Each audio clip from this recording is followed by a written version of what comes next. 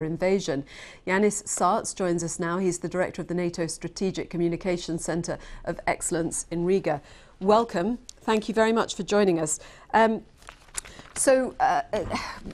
us more about what is happening on that front, what you are particularly across.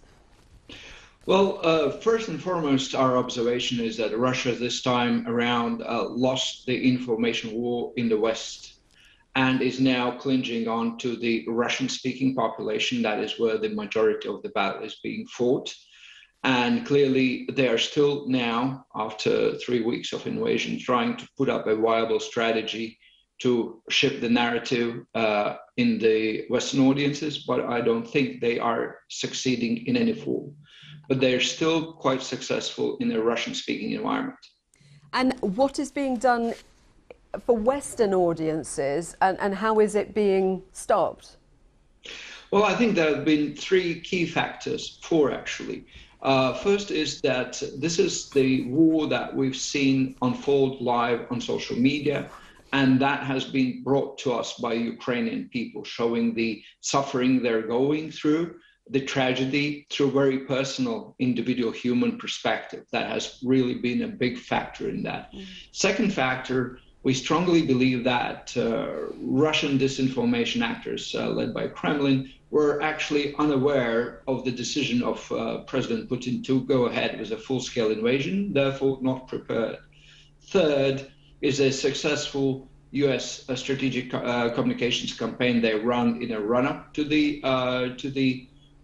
invasion, which actually took out a lot of teeth out of the Russian propaganda options.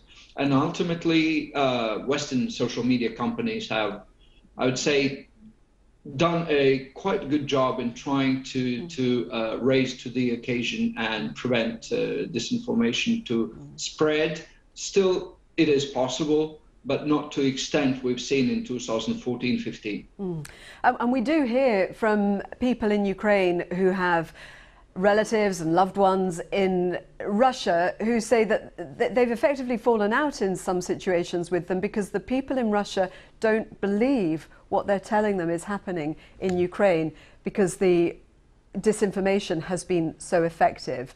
How much is getting through, though? We saw the journalist on Russian television hold up the banner saying, "No war, you're being lied to." And also there have been a number of hacking attempts to get information through to Russians. Well, this is the Putin's Achilles heel in this operation, clearly.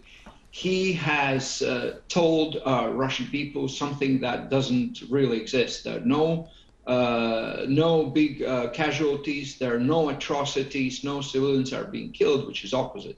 When you watch the Russian TV, it's actually Orwellian size of war propaganda that we see there.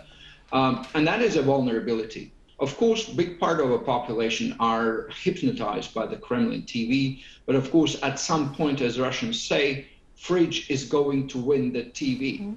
And this time is coming.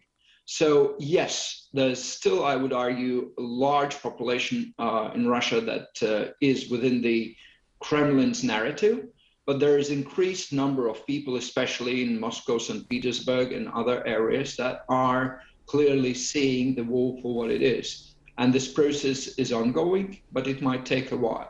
And how difficult is that process? Because, I mean, as you say, that if people are absolutely believing what they're hearing from the state, even when they see something that shows a different narrative, they won't believe that.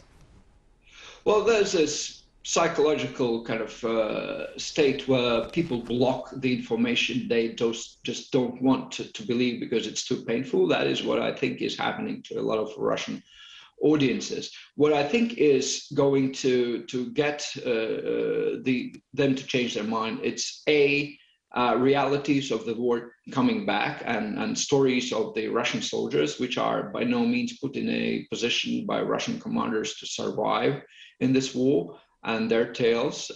Certainly sanctions will be biting. And of course, increasingly, the more people are ready to call war the war in Russia, the more the tide changes. Can it happen quickly? It's hard to tell right now because there's very little credible data from Russia now emerging. But I think it is still a fight that Putin is going to lose at some point. Thank you very much for joining us, Jānis Sārts.